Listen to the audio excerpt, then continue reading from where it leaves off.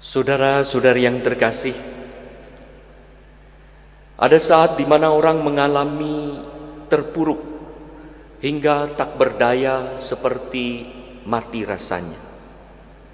Maka tak heran kalau ada orang yang mati selagi ia masih hidup. Orang yang tak punya harapan butuh pribadi atau peristiwa yang membangkitkannya, yang menyadarkan bahwa Allah begitu mengasihinya dan selalu menyertai hidupnya. Ada satu ilustrasi kecil. Seorang kakek di Italia berusia 93 tahun terjangkit virus corona. Pada saat pulih, para dokter memberitahu bahwa ia diselamatkan karena ventilator. Dan diberitahu juga berapa harga sewa ventilator.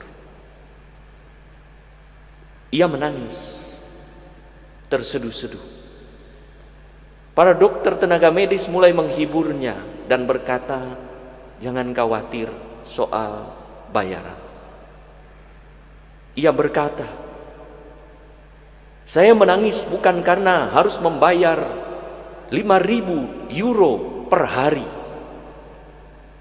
Tetapi saya menangis karena selama ini 93 tahun saya diberi oksigen oleh Tuhan dan saya tidak tahu terima kasih.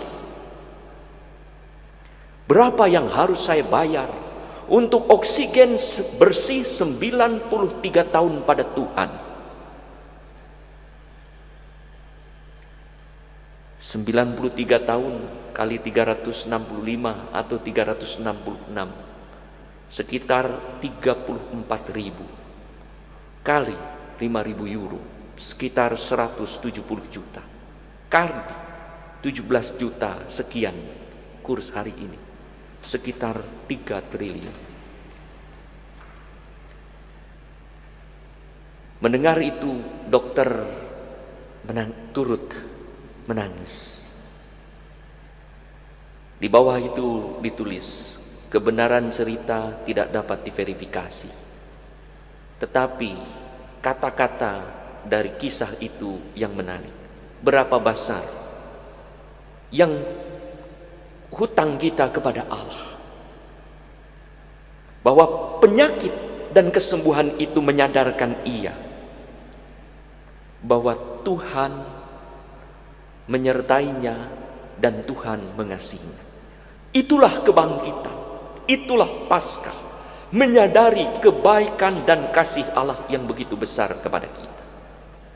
Saudara-saudari yang terkasih, peristiwa kematian Yesus telah menyebabkan para rasul berduka dan tinggal dalam suasana kematian, takut, tanpa semangat. Tetapi warta kebangkitan Tuhan mendorong para rasul untuk bangun dari duka, serta berlari mencari Yesus yang bangkit. Murid terkasih Yohanes ternyata tiba di kuburan lebih dahulu. Apa yang membuat ia bisa cepat sampai adalah tarikan cinta yang dialami bersama Yesus. Jadi balapan dengan Petrus, tapi duluan, entah motong jalan, entah lari lebih dahulu. Dan itulah simbol ketuaan, simbol spiritualitas yang tergopoh-gopoh untuk sampai dan datang pada Yesus yang bangkit pun. Sementara gairah cinta Yohanes yang berkobar-kobar, begitu mendengar bangkit, sebetulnya sudah yakin Tuhan sungguh bangkit. Murid itulah yang pertama percaya ketika melihat kain kafan. Murid itu tidak perlu masuk karena memang sudah mengalami kebangkitan Yesus dalam perjalanan. Ia tidak butuh masuk ke dalam kubur. Tetapi akhirnya ia masuk juga ke dalam kubur, bukan untuk membuktikan bahwa Yesus bangkit, tetapi untuk menarik keluar, untuk mengajak kembali rasul lain yaitu Petrus dari kubur. Jangan berdiam diri dalam kubur, terpesona dalam lubang kematian, melainkan harus pergi jauh meninggalkan lubang kubur itu agar bisa hidup bersama dengan Yesus yang bangkit, bukan Yesus yang mati, yang tubuhnya tadi terbaring di sana. Yesus tidak ada lagi di dalam kubur. Ia ada dalam kehidupan. Apa yang menyebabkan Yohanes bisa lebih cepat dari Petrus adalah cinta dan kesetiaan Yohanes pada Yesus. Murid terkasih itu adalah murid yang paling setia mendamping Yesus kapan, di mana, dan dalam keadaan apapun. Dalam keadaan gembira ketika berkeliling berbuat baik, dalam keadaan pesta, dalam keadaan berduka saat sakratul maut di Taman Getsemani, saat menderita wafat dan menghembuskan nafas di kayu salib, Yohanes hadir di situ. Karena itulah Yohanes disebut murid yang terkasih. Saudara-saudara, kebangkitan Yesus bukan hanya pewartaan, tetapi pengalaman langsung para murid yang ikut juga bangkit.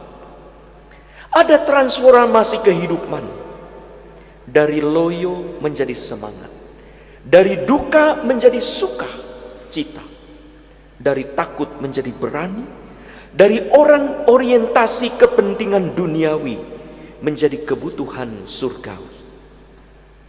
Ada pengalaman Yesus hidup dan mengasihi seperti kisah opa Italia yang menyadari kasih Allah melalui oksigen selama 93 tahun, oksigen yang memungkinkannya hidup. Hidup kita tidak lepas dari ikatan kematian dan dosa. Ada perbuatan dan perkataan buruk yang membuat kita mungkin tetap tinggal dalam lubang kematian, hingga kita merasa susah dan gelisah. Yesus mengajak kita untuk bangkit, meninggalkan lubang kematian, meninggalkan pengalaman dosa, kegagalan pada masa lalu, sakit hati, dendam, luka batin. Kebangkitan berarti membebaskan diri dari rasa takut akan siapa dan pada siapa saja, hanya takut pada Tuhan. Kebangkitan berarti Tuhan, berarti mencari Tuhan di tempat yang memberi kehidupan, bukan di tempat-tempat yang membuat kita terpuruk jatuh dalam dosa. Kebangkitan bukanlah sekedar ajaran atau pewartaan, tetapi harus menjadi pengalaman pribadi, yaitu saya hidup baru dalam tobat dan cinta.